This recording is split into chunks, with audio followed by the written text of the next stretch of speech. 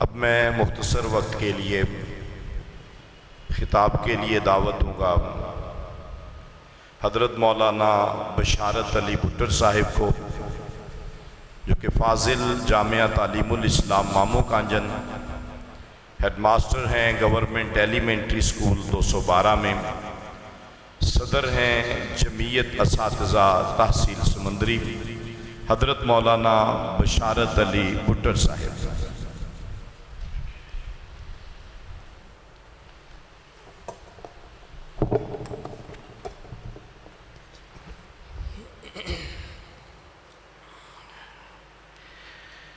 السلام علیکم ورحمۃ اللہ وبرکاتہ۔ نحمدہ ونصلی علی رسولہ الکریم، اما بعد فاعوذ باللہ من الشیطان الرجیم، بسم اللہ الرحمن الرحیم، قل هو اللہ احد اللہ الصمد لم یلد ولم یولد ولم یکن لہ کفوا احد۔ گلشن میں نے چل پھر کے دیکھا، گلشن میں نے چل پھر کے دیکھا، نہ تیری سی رنگت نہ تیری سی بو ہے، نکل جائے میری جان تیرے قدموں کے نیچے، یہی دل کی حسرت یہی آرزو ہے۔ صدق اللہ العظیم۔ محترم بھائیو، اللہ رب العالمین نے زمین و آسمان کو بنایا اور اس کے اندر کم و بیش 18,000 مخلوقات کو پیدا فرمایا۔ 18,000 مخلوقات میں سے حضرت انسان کو اشرف المخلوقات کے نام سے یاد کیا جاتا ہے۔ اس کی وجہ کیا ہے؟ سب سے بنیادی اور بیسک جو وجہ ہے وہ یہی ہے کہ اللہ رب العالمین نے انسان کو اپنی عبادت کے لیے پیدا کیا۔ اللہ تعالیٰ نے قرآن پاک کے اندر ارشاد فرمایا، وَمَا خَلَقْتُ الْجِنَّ وَالْإِنسَ إِلَّا لِيَعْبُدُونَ۔ انسان اور جن کو اللہ رب العالمین نے صرف اپنی عبادت کے لیے پیدا کیا، لیکن بڑے ہی افسوس کی بات ہے یہ حضرت انسان جس مقصد کے لیے اسے پیدا کیا گیا تھا وہ بھول گیا، اور اس مقصد کو یاد کروانے کے لیے اللہ رب العالمین نے کم و بیش 1,24,000 انبیاء کرام علیہ السلام کو تقریباً دنیا میں بھیجا، اور ان میں سے تقریباً 313 رسول انسان کو یہ سبق یاد کروانے کے لیے کائنات کے اندر تشریف لائے، اور بعض انبیاء علیہ السلام پہ اللہ رب العالمین نے فرقتوں کو بھی نازل فرمایا، اور یاد دہانی کے لیے تمام انبیاء کا دعویٰ، تمام انبیاء کا بھیجنے کا مقصد انسان کو لا الہ الا اللہ کہ اللہ کے علاوہ کوئی معبود نہیں ہے، اللہ کے علاوہ کوئی خالق نہیں ہے، اللہ کے علاوہ کوئی رازق نہیں ہے، اللہ کے علاوہ کوئی دستگیر نہیں ہے، اللہ کے علاوہ کوئی پریشانیوں کو دور کرنے والا نہیں ہے۔ ہر دور میں ہر نبی نے اپنے اپنے اعتبار سے پیغام دیا، ہر نبی کا پہلا کلمہ یہی رہا ہے کہ لا الہ الا اللہ، اللہ کے علاوہ کوئی معبود نہیں۔ آدم علیہ السلام اس کائنات کے اندر تشریف لائے تو ان کا کلمہ کیا تھا؟ لا الہ الا اللہ۔ آدم نبی اللہ، اللہ کے علاوہ کوئی معبود نہیں ہے، اور آدم اللہ کے نبی ہیں۔ ابراہیم علیہ السلام اس کائنات کے اندر تشریف لائے، ان کا دعویٰ کیا تھا؟ لا الہ الا اللہ۔ ابراہیم خلیل اللہ، اللہ کے علاوہ کوئی عبادت کے لائق نہیں ہے، اور ابراہیم اللہ کے خلیل ہیں۔ نوح علیہ السلام کا دعویٰ کیا تھا؟ لا الہ الا اللہ، نوح نجی اللہ، اللہ کے علاوہ لوگوں کوئی عبادت کے لائق نہیں ہے، وہی معبود برحق ہے، اور نوح کو اللہ نے نجات دی۔ لا الہ الا اللہ، موسیٰ کلیم اللہ، اللہ کے علاوہ کوئی معبود نہیں، لیکن موسیٰ اللہ سے کلام کرنے والے ہیں۔ لا الہ الا اللہ، عیسیٰ روح اللہ، نہیں کوئی معبود، نہیں کوئی خالق، نہیں کوئی مالک، نہیں کوئی داتا، نہیں کوئی رزق دینے والا، مگر عیسیٰ اللہ کی روح سے پیدا ہوئے، اور ہمارے آخری پیغمبر حضرت جناب محمد الرسول اللہ صلی اللہ علیہ وسلم اس کائنات میں آخری رسول اور نبی بن کے آئے۔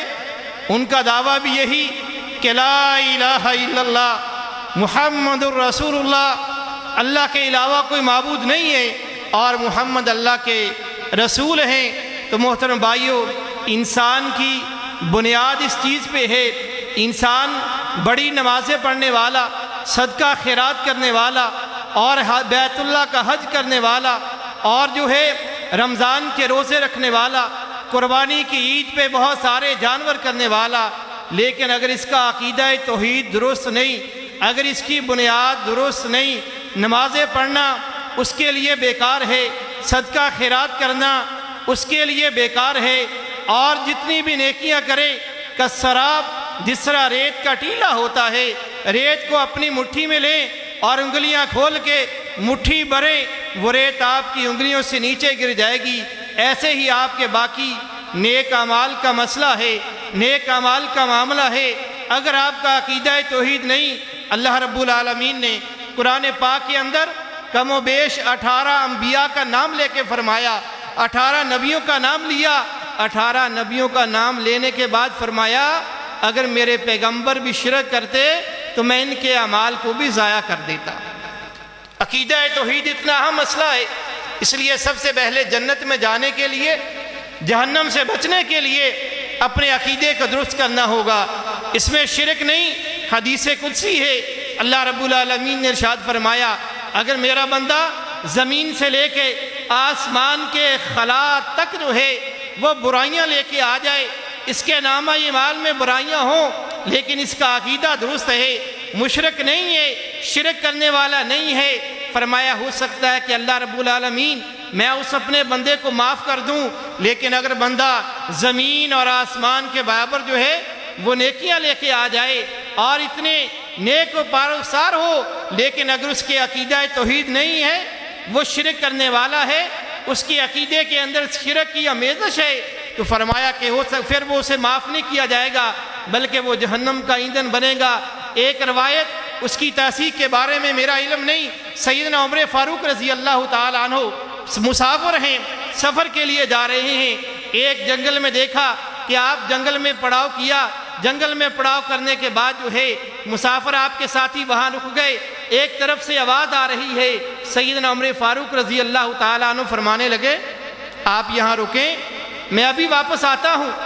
عمر فاروق رضی اللہ تعالیٰ عنہ چلے جاتے ہیں، اس طرف جہاں سے آواز آ رہی تھی وہاں پہنچے، دیکھا کہ لوگ سجدے میں پڑے ہوئے ہیں، لمبے لمبے سجدے ہو رہے ہیں، لمبے لمبے رکوع ہو رہے ہیں، لیکن وہ اللہ سے اپنی مناجات مانگ رہے ہیں اور ان کا عقیدہ درست نہیں تھا، کلمہ توحید انہوں نے نہیں پڑھا ہوا تھا۔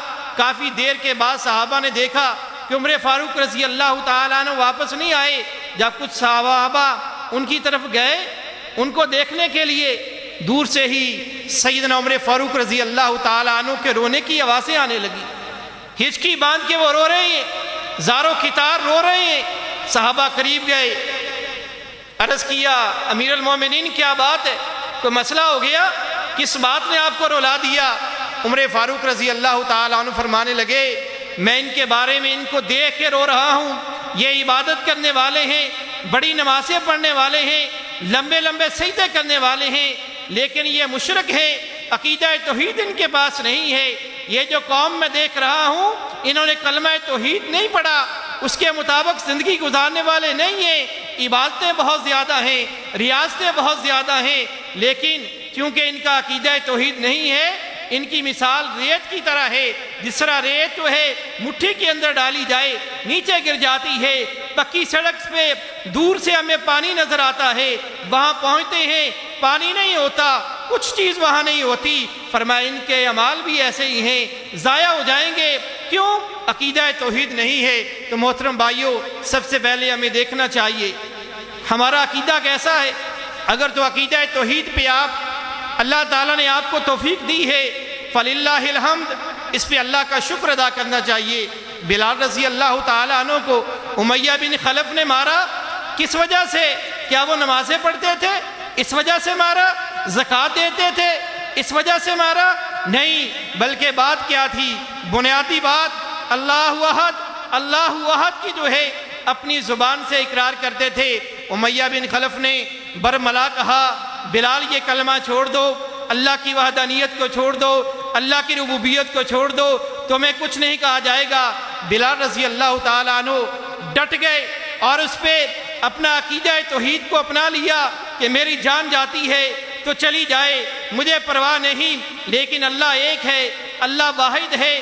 بلال کو مار پڑتی ہے، عقیدہ توحید کی وجہ سے بلال کو گرم پتھر پہ لٹایا جاتا ہے، عقیدہ توحید کی وجہ سے بلال کو گرم کیولوں پہ لٹایا جاتا ہے، عقیدہ توحید کی وجہ سے، اور ان کا جسم، ان کی چربی جو ہے کیولے اس سے ٹھنڈے ہو جاتے ہیں۔ کس وجہ سے؟ عقیدہ توحید کی وجہ سے۔ اللہ نے پھر مقام بھی کیا دیا؟ اللہ نے جب پیارے پیغمبر حضرت جناب محمد رسول اللہ صلی اللہ علیہ وسلم جو ہے وہ تشریف لے کے گئے معراج کے لیے، قدموں کی آہٹ سنی، پوچھا جبرائیل یہ کون ہے جس کے میرے آگے قدموں کی آواز آ رہی ہے؟ عرض کیا اللہ کے رسول یہ آپ کا صحابی ہے، آپ کا امتی ہے، بلال ہے، چلتا مکے کی گلیوں میں ہے، اور جو ہے اللہ نے آواز جو ہے وہ جنت کے اندر ان کی سنائی دی ہے۔ یہ مقام اللہ رب العالمین نے عطا فرمایا۔ تو انشاءاللہ کبھی موقع ملا پھر آپ کے سامنے عقیدہ توحید کے حوالے سے بات کروں گا۔ تو ہمارے محترم حافظ ظہیر صاحب جو ہے انشاءاللہ آپ سے ہم کلام ہوں گے۔ ہمارے معزز مہمان کے آنے تک انشاءاللہ آپ سے میری گفتگو جو ہے دوبارہ جب موقع ملا عقیدہ توحید کے حوالے سے مزید اس پہ بات کریں گے۔ اللہ رب العالمین نے مجھے اور آپ کو صحیح معنوں میں عقیدہ توحید اپنانے کی توفیق عطا فرمائے۔ وما علینا الا البلاغ المبین۔